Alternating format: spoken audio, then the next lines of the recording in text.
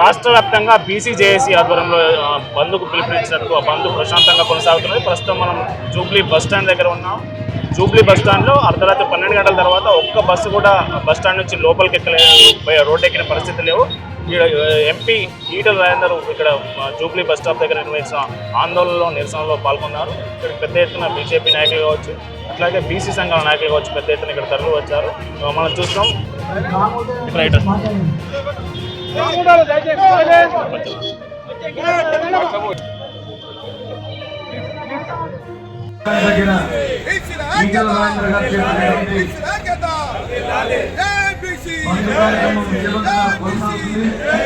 Malkajgiri parliament పరిధి నుండి వచ్చినటువంటి అన్ని కుల సంఘాల నాయకులకు, కార్యకర్తలకు, ఈటల రాజేందర్ గారి అభిమానులకు పేరు పేరున ధన్యవాదాలు తెలియజేస్తున్నాం.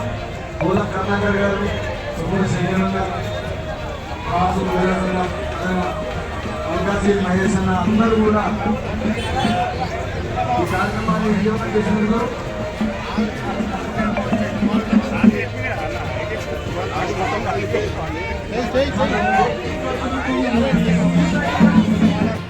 మీరు కూడా కూర్చోండి దయచేసి. అందరూ మీరు కూర్చుంటే అన్న నిల్చుని దయచేసి మీరందరూ కొంచెం అడ్డం జరగండి. ఇంకా మీరు అడ్డం జరగండి, ఇంకా జరగండి మీరు. ఒక్క నిమిషం వినోదా, హలో భాష, హలో కొంచెం వినోదా ప్లేస్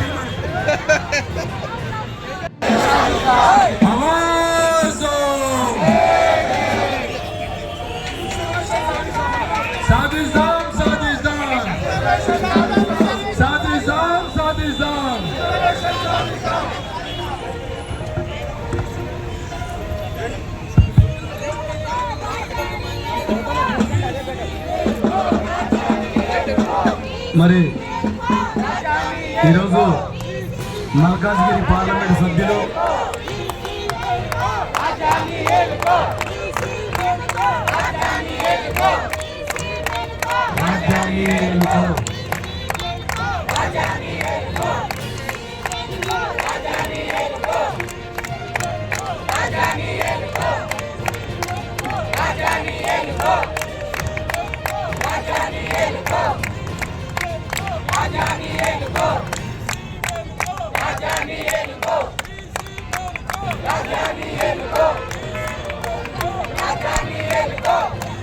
మరి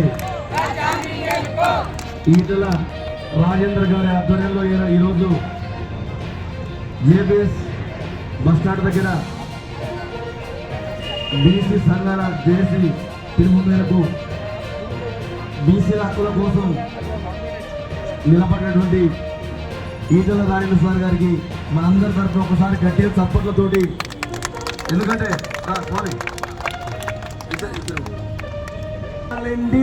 ఈ బానిస బతుకులు వద్దురా,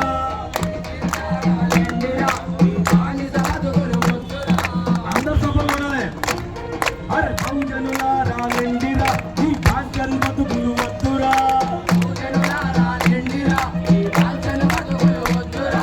అడక తింటే మన ఆకలి తీరదు, అడక తింటే మన ఆకలి తీరదు, బుద్ధి గుంజుకుందామురా.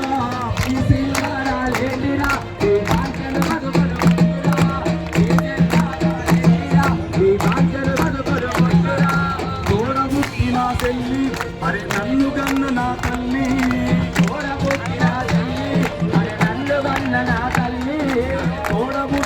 చెల్లి, అరే నన్ను గన్న నా తల్లి,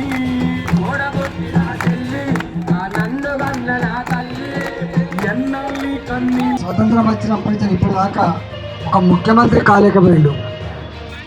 మంత్రివర్గంలో కూడా 52% ఉన్నప్పటికీ కూడా సముచిత స్థానంలో మంత్రివర్గ నియామకంలో రాజ్యాంగానికి సంబంధం లేకపోయినా ఎక్కడ ఏ ప్రభుత్వాలు కూడా 50% బీసీలకు మంత్రి పదవులు ఇవ్వలే.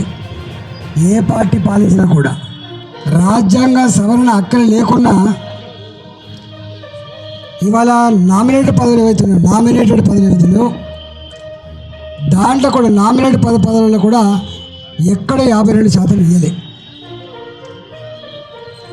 అప్పుడు ఇన్ని సంవత్సరాల దేశ చరిత్రలో, రాష్ట్ర చరిత్రలో ఈ వర్గాలు రాజకీయంగా, సామాజికంగా, ఆర్థికంగా, విద్యాపరంగా నష్టపోతున్నారని చెప్పి అనేక సందర్భాల్లో అనేక పార్టీలు మాట్లాడి మేనిఫెస్టోలో పెట్టినాయి. కానీ కొన్ని సాధించబడ్డప్పటికీ చాలా సమస్యల మీద ఇంతవరకు సాధన జరగలేదు. ఇవాళ సర్పంచులుగా, ఎంపీటీసీలుగా, జడ్పీటీసీలుగా, ఎంపీపీలుగా, జిల్లా పరిషత్ చైర్మన్లుగా, రేపు కౌన్సిలర్లుగా, కార్పొరేటర్లుగా 42% ఏదైతే కామారెడ్డి డిక్లరేషన్ చేసిండో వారు ఆనాడు చేస్తున్నప్పుడు ఈ రాష్ట్రంలో వారు అధికారంలో లేరు, కేంద్రంలో కూడా అధికారులు లేరు. కానీ వారు చేసింది ఏ విశ్వాసంతో, ఏ నమ్మకంతో, ఏ అథారిటీతో చేసినా కానీ చేసింది. ఉత్కంఠభరితంగా చర్చోపచర్చలు జరిగినాయి. కానీ వాళ్ళు ఎక్కడ వేసిన గోవుడికి ఎక్కడే ఉంది తప్ప అది కాలే. మాలాంటి వాళ్ళం లేదా మేధావులు, న్యాయ నిపుణులు చెప్పింది కూడా, అయ్యా మీరు తెలిసి కూడా ప్రజల్ని మోసగించే ప్రయత్నం చేయకండి, ఇప్పటికే డ్రామాలు ఆడినాం, ఇంకా డ్రామాలు ఆడద్దు, బీసీల ఆత్మగౌరవంతో, బీసీ ప్రజలతో చెలగాటమాడే ప్రయత్నం చేయొద్దని చెప్పి చాలామంది చెప్పింది. కానీ డ్రామా మాత్రం జరిగింది. మేధావులు, న్యాయ నిపుణులు, అనుభవం ఉన్న నాయకులు ఏదైతే చెప్పిందో అదే ఇవాళ నిజమని నిరూపితమైంది. నేనేమంటున్నా, మీకు నిజాయితీ, ఒకరి మీద ఒకరు విమర్శించుకుంటాను. భారతీయ జనతా పార్టీ ఆపిందని లేదా ఇంకొక పార్టీ ఆపిందని మాట్లాడుతున్నారు. కానీ ఎన్నికల కన్నా ముందు స్వయంగా రేవంత్ రెడ్డి గారు మాట్లాడిన మాటలు ఒక 1 minute వీడియో ఉంది, మీరు ఎప్పుడు చూడండి. వారు అన్న మాట ఏంటంటే, మనం మోసం చేయొద్దు, రాష్ట్రాలకు, శాసనసభకు, శాసన మండలికి, రాష్ట్ర ప్రభుత్వాలకు రిజర్వేషన్లు పెంచుకునేటువంటి హక్కు లేదు, ఇది రాజ్యాంగ సవరణకు సంబంధించిన అంశం, ఇది రాజ్యాంగాన్ని సవరించేటువంటి బాధ్యత, హక్కు పార్లమెంట్కే ఉంటుంది తప్ప, కేంద్ర ప్రభుత్వానికి ఉంటుంది తప్ప రాష్ట్ర ప్రభుత్వానికి లేదు. ఇలా చెప్తే కూడా నమ్మకండి, మోసం చేసినట్టు అని చెప్పి నేను మాట్లాడలేదు. ఇది స్వయంగా రేవంత్ రెడ్డి గారి మాటల్లో మనకు కనబడుతుంది. ఎందుకంలాగా పేపర్ స్టేట్మెంట్ కాదు, ఇది టీవీలలో ఆడియో మన ముఖం కనబడతాడు. ఇక నేను మాట్లాడుతున్నా అంటే నా ముఖం కనబడుతుంది, నా మాటలు కనబడతాయి, నేను తప్పించుకోవడానికి ఆస్కారం లేదు. కానీ వారు ఆ సాహసం చేసిండు. ఇవాళ గవర్నర్ గారు దాన్ని ఆమోదిస్తలేరని, కేంద్రంలో ఉన్న బీజేపీ పార్టీ ఆమోదిస్తలేదని, కోర్టు కొట్టేసిందని చెప్పి మాట్లాడుతున్నారు. 100%. ఇవాళ రాష్ట్రంలో రాజ్యాంగ పరిరక్షకులు, రాష్ట్రంలో రాజ్యాంగ ఇంకో కమిషన్ కూడా వేసిండ్రు. ఎన్ని కమిషన్లు వేసినా కూడా కాలే. ఎందుకు అంటే నిజాయితీ లేదు కాబట్టి, నిజాయితీ కంటే సేకరించలేదు కాబట్టి కాలే. కానీ ఇవాళ ఈ ప్రభుత్వం కూడా ఇవాళ భూసాని వెంకటేశ్వర్లని ఇంకోటని వేసింది తప్ప ప్రాపర్ స్టాటిస్టిక్స్, ప్రాపర్ కమిషన్తో తీయలేదు. కేవలం స్టాటిస్టికల్ డిపార్ట్మెంట్ తోటి జనాభా లెక్కలు తీసిండ్రు. ఆ జనాభా లెక్కలు కూడా ఎంత తప్పుల తడకలో మీరు చూసిండ్రు. 42% బీసీ జనాభా అని చెప్పించింది. ఆనాడే బగ్గు మన్నాయి. అని మేము 52% ఉంటే 42% అంటాను.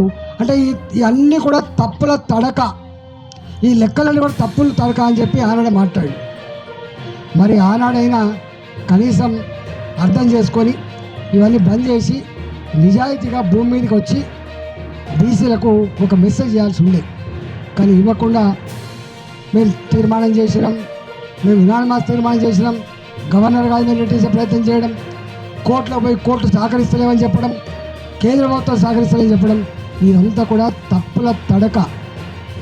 తెలంగాణ ప్రజలకు నేను ఒక్కడే వినమ్రంగా విజ్ఞప్తి చేస్తున్నా, నేను మాట్లాడే మాట మీద ఏ వేదిక మీదైనా చర్చకు సిద్ధంగా ఉన్నా అని చెప్పి తెలియజేస్తా ఉన్నా.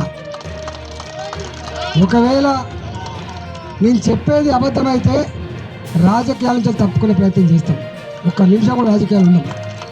కానీ మీరు మాత్రం తెలంగాణ ప్రజల, అందులో ముఖ్యంగా ఓబీసీ ప్రజల, బీసీ ప్రజల ఆత్మగౌరవంతో చెలగాటమాడే ప్రయత్నం చేయొద్దని చెప్పి విజ్ఞప్తి చేస్తున్నాను. నేను ఇప్పటికైనా ఇవాళ బంధు రాజకీయ పార్టీలు మాత్రం ఇచ్చిన బంధు కాదు, ఇది అనేక నెలలుగా, అనేక సంవత్సరాలుగా, అనేక నెలలుగా ఇవాళ ఇక్కడ బీసీలు మేమెంతో మాకంత, మేము యాచించే స్థాయిలో ఉండద్దు, సాధించే స్థాయిలో ఉండాలి. నేను అడుగుతున్నది అలా తప్ప ఒప్ప తెలంగాణ సమాజం ఆలోచించాలి. ప్రాంతీయ పార్టీలు కుటుంబ పార్టీలు అవునా కాదా? వాళ్ళు ఒకవేళ ప్రజల ఆశీర్వాదం పొంది ముఖ్యమంత్రులు అయితే, కుటుంబంలో ఎవరో ఒకరు ముఖ్యమంత్రి అయితే తప్ప ఇవాళ నేను ఆ పార్టీలో ఉండే ముఖ్యమంత్రి అయ్యే ఆస్కారం ఉన్నదా? ప్రాంతీయ పార్టీలు అధికారం ఉన్నన్ని రోజు కుటుంబం వాళ్ళే ముఖ్యమంత్రులు అవుతారు, కుటుంబం చేతులనే పవర్ ఉంటుంది తప్ప వేరే కులానికి కానీ, వేరే కుటుంబానికి కానీ, వేరే మనిషికి కానీ అధికారం వచ్చే ఆస్కారం లేదు. అది తెలుగుదేశం హయాంలో చూసింది మీరు, టీఆర్ఎస్ హయాంలో చూసింది మీరు. వేరే రాష్ట్రాల్లో కూడా ఇవాళ ప్రాంతీయ పార్టీలో అధికారం ఉన్న కాడ ఎవరున్నా కూడా మీరు చూస్తున్నారు. వారసత్వం లేకపోతే తప్ప, వారసులు లేకపోతే తప్ప, లేకపోతే కుటుంబమే రాజ్యం వెళ్తే తప్ప వేరే వాళ్ళు వేరే ప్రసక్తి లేదు. దీని మీద ప్రజలు ఆలోచించుకోమని చెప్పి కోరుతున్నాను. అందువల్ల ఇవాళ నేషనల్ పార్టీలు ఈ రాష్ట్రంలో ఉమ్మడి రాష్ట్రంగా ఉన్నప్పటికి కూడా 1956 కంటే ముందు హైదరాబాద్ రాష్ట్రం కావచ్చు, 56 to 2014 సమైక్య రాష్ట్రం కావచ్చు, 14 నుంచి ఇవాటి వరకు 2025 వరకు ఇవాళ తెలంగాణ రాష్ట్రం కావచ్చు. నేను అడుగుతా ఉన్నా, ఇన్ని సంవత్సరాలు అంటే 50 సంవత్సరాలు కాంగ్రెస్ పార్టీ పాలించింది.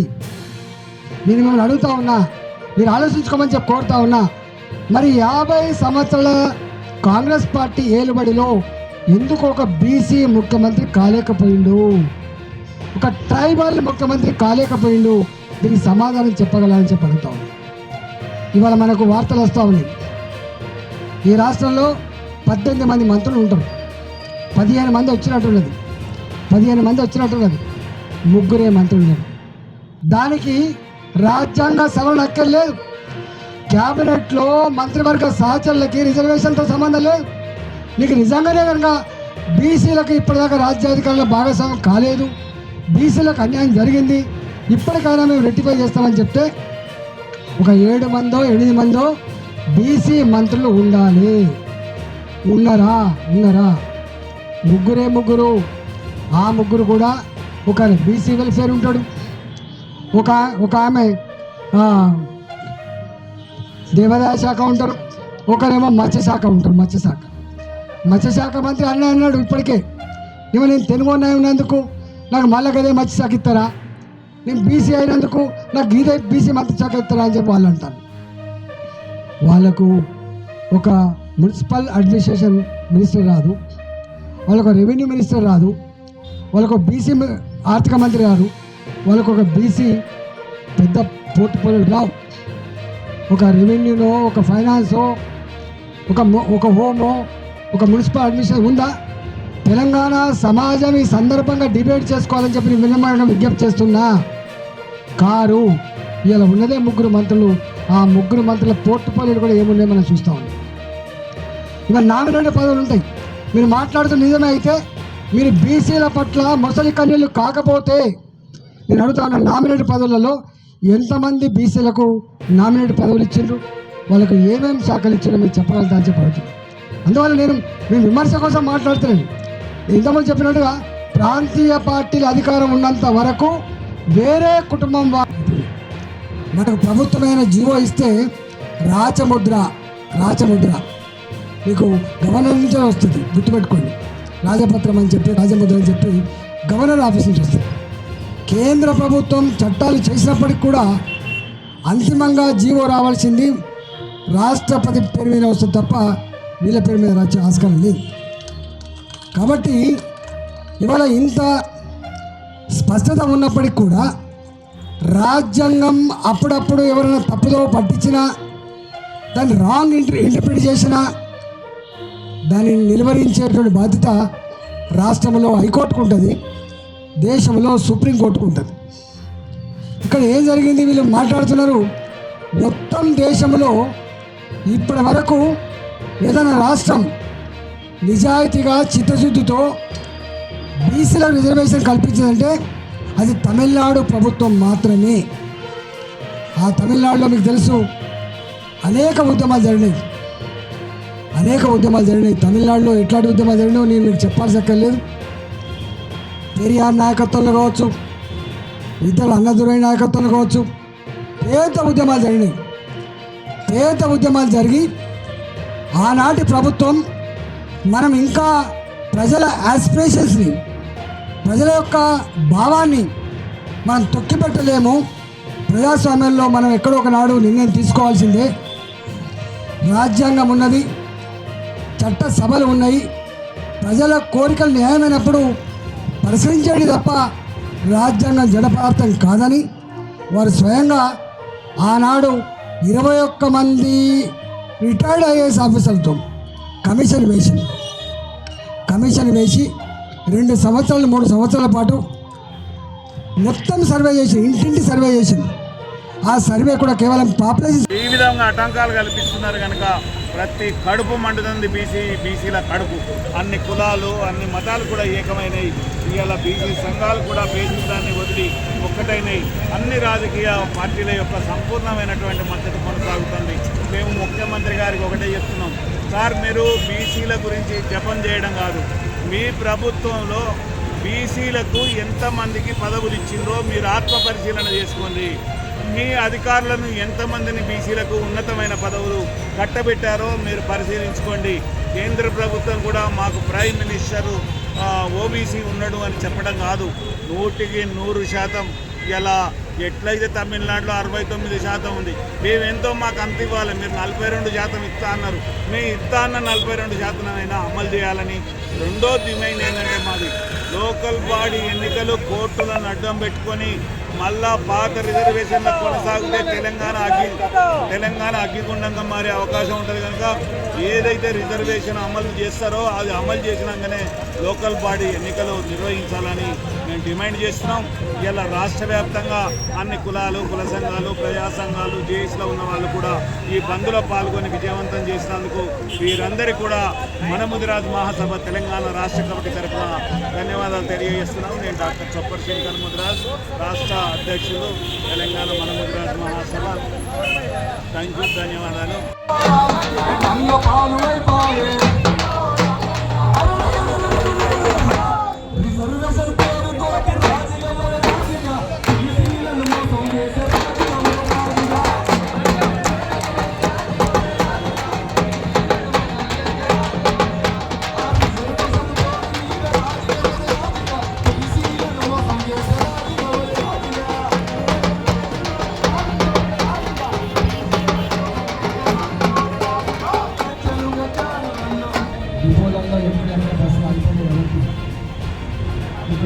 వ్యతిరేకించే పార్టీ లేవు కాబట్టి అంత సరైన దానికి నా రిక్వెస్ట్ చేయడానికి మనం అనేక బిల్లులు చూస్తున్నాం. మనం మొత్తం షాపులను కూడా బంద్ పెట్టాలి. మన ప్రాంతాల్లో మీకు పరిస్థితులు అంతా ఉంది కాబట్టి ఏదైనా కాలేజీలో మా పెట్టి ఆ బంద్ నిర్వహించాలి. సాయంకాలం బంద్ కాదు, ఎందుకంటే కేవలం ఆఫీస్ బంద్ మాత్రమే కాదు కాబట్టి అన్ని షాపులు అన్నీ బంద్ కావాలి. కాబట్టి మీరంతా ఎక్కడక్కడ BC మేలుకో రాజాని ఏలుకో BC ఏలుకో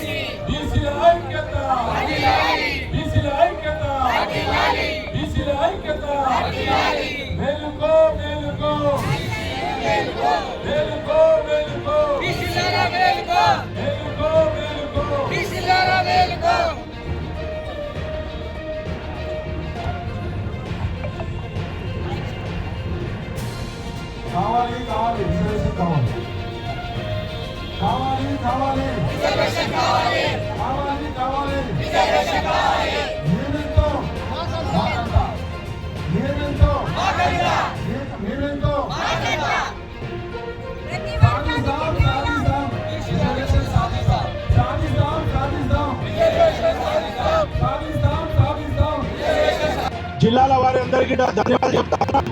మీరు ఇంత సహకారాన్ని అందించినారు కాబట్టి అన్నకు పూల దారి ఈ దారితో మీరు డైరెక్ట్ పార్లమెంట్కి వెళ్ళి మా బీసీ వాళ్ళ కోరికలు ఏంది అవన్నీ మీకు చెప్పక్కర్లేదు. మరీ ఇది దృష్టిలో పెట్టుకొని రేపు రిజర్వేషన్ తీర్చిదిద్దే మన నాయకుడు ఈటల రాజేంద్ర గారికి మేము ప్రత్యేకంగా ధన్యవాదాలు చెప్తున్నాము.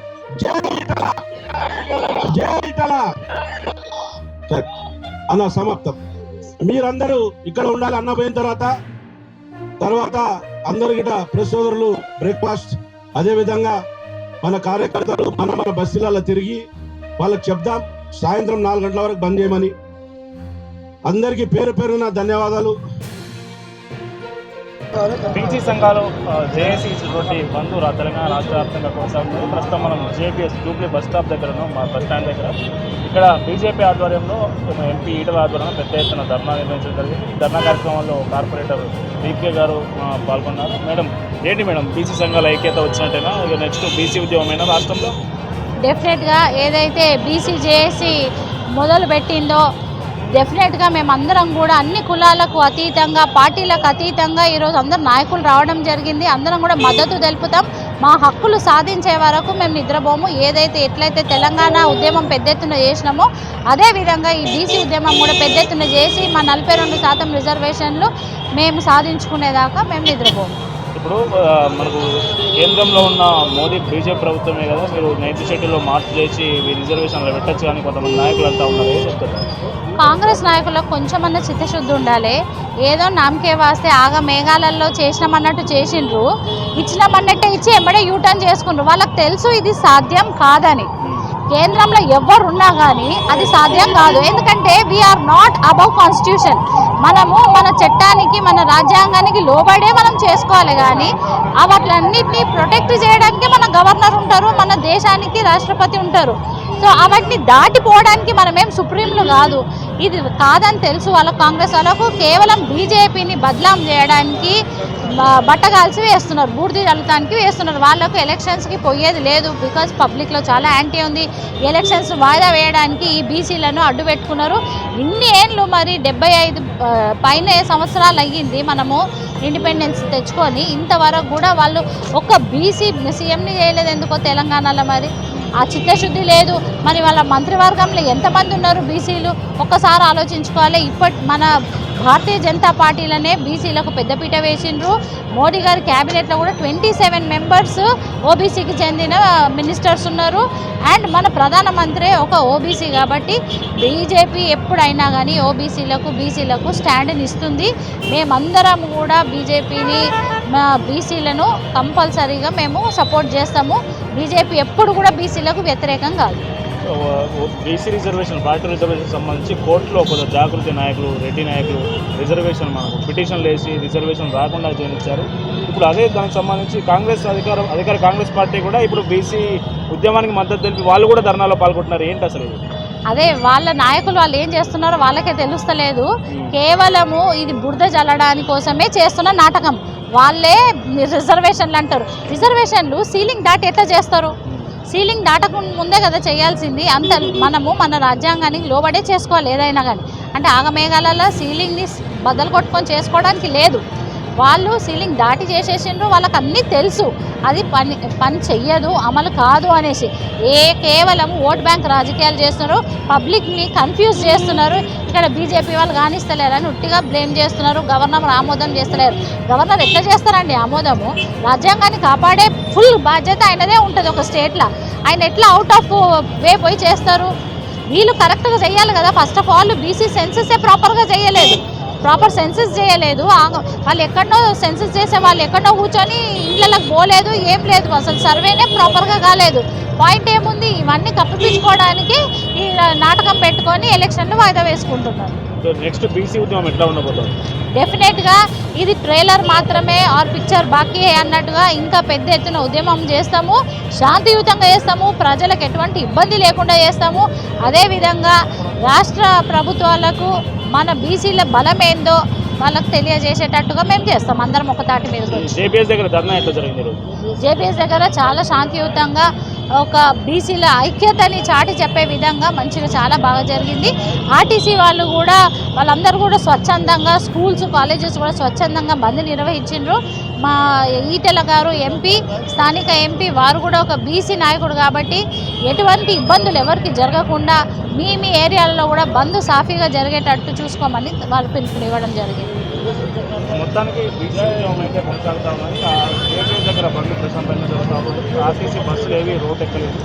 ఈ ఉద్యమం ఇంకా తీవ్రరూపం దాల్చి బీసీలు వాళ్ళ హక్కులు సాధించుకునే దిశగా ముందుకు వెళ్తున్నారని కార్పొరేటర్ మనతో పాటు చెప్తా ఉన్నాం. కిరణ్తో కర్ణాకర్, జేపీఎస్. ఇవాళ తెలంగాణ రాష్ట్ర వ్యాప్తంగా ఉన్నటువంటి బీసీ బిడ్డలందరూ కూడా తమకు రిజర్వేషన్ కావాలని డిమాండ్ చేస్తున్న విషయం మీకు తెలిసిందే. అయితే ఇవాళ ఎవరైతే రిజర్వేషన్ ఇవ్వాలనో ఆ పార్టీలు కూడా వచ్చి బీసీ బిడ్డలు ఇచ్చినటువంటి బంద్లో పాల్గొంటామని చెప్పడం నిజంగా నవ్వులాటగా అనిపిస్తూ ఉంది. ఇవ్వాల్సినటువంటి భారతీయ జనతా పార్టీ, దొంగ జీవోలు ఇచ్చిన మోసం చేసినటువంటి కాంగ్రెస్ పార్టీ, వీళ్ళు కూడా బంద్లో మేము పాల్గొంటా ఉన్నామంటే చాలా దారుణంగా ఉంది. అంతకుడే నివాళులు అర్పించినట్టుగా అనిపిస్తూ ఉంది. బీసీ బిడ్డల్ని మీరు మోసం చేయొద్దు. మీరు అనేక కాదు, స్వతంత్రం వచ్చినప్పటి నుంచి అనేక సందర్భాలు ఎప్పుడు బీసీల reservation issue ముందొచ్చిన Bharatiya Janata party, Congress party పదే బీసీలను మోసగించారు. ఇంకా కుదరదు. ఇప్పుడు తెలంగాణ బీసీ బిడ్డలు పట్టుబట్టిండ్రు. ఈ తెలంగాణ బీసీ బిడ్డల పంతం దేశవ్యాప్తంగా ఉన్నటువంటి బీసీలకు కూడా లాభం జరిగేటటువంటి అంశం తప్ప ఇంకోటి కాదు. ఎట్లా అయితే తెలంగాణ ఉద్యమం చేసినామో మరో బీసీ తెలంగాణ ఉద్యమం చేపడతాం. ఖచ్చితంగా 42% రిజర్వేషన్ సాధించేంత వరకు కూడా వెంటబడతాం. ఇవాళ తెలంగాణ జాగృతి యునైటెడ్ పూలే ఫ్రంట్ ఆధ్వర్యంలో హైదరాబాద్ చౌరస్తా అంతా కూడా బంద్ చేస్తున్నారు. పెద్ద ఎత్తున ఇవాళ బంద్ని జయప్రదం చేయవలసిందిగా ప్రజాస్వామ్యవాదులందరూ కూడా నేను కోరుతా ఉన్నాను. ఎందుకంటే పదే రాజకీయ పార్టీలు ఒక వర్గాన్ని మోసం చేయడం మంచిది కాదు. ఈ మోసాన్ని ఎండగడుతూ ఇవాళ బంద్ చేస్తున్నారు కాబట్టి అందరం కూడా మద్దతు ఇవ్వాలని చెప్పి ప్రజాస్వామ్యవాదులందరినీ కూడా నేను కోరుతూ ఉన్నాను. తీర్పును ఏ విధంగా చూస్తున్నాం? ప్రధానంగా ఒకటండి, హైకోర్టులు, సుప్రీంకోర్టులు ఎప్పుడైనా బీసీలకు వ్యతిరేకంగానే తీర్పులు ఇచ్చినాయి. ఎందుకంటే ప్రభుత్వాలు తీర్పులు అట్లా రాకుండా సాంకేతిక పరమైనటువంటి అంశాల మీద క్లారిటీ ఇవ్వలేదు ఎప్పుడు గవర్నమెంట్. ఉదాహరణకు మన తెలంగాణ రాష్ట్రంలోనే సరైనటువంటి జనగణన జరగలేదు, సరైనటువంటి ఎన్యూమరేషన్ జరగలేదు, సరైనటువంటి dedicated BC commission rules follow అవ్వలేదు. అవన్నీ అయి ఉంటే కోట్లలో నిలబడేది.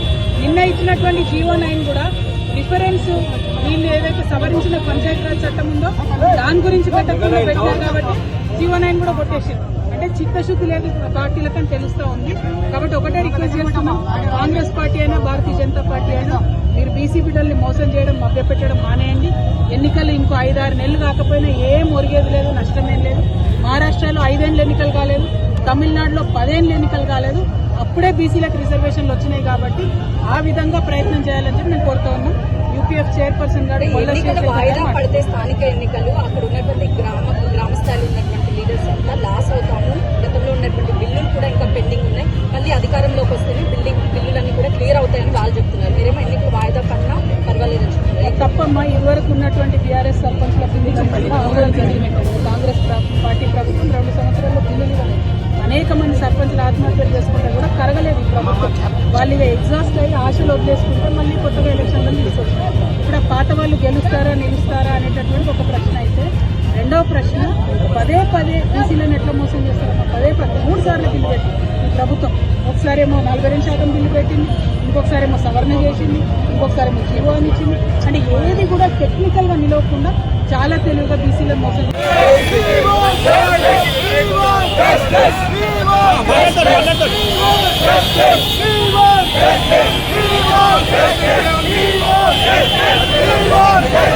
We want justice.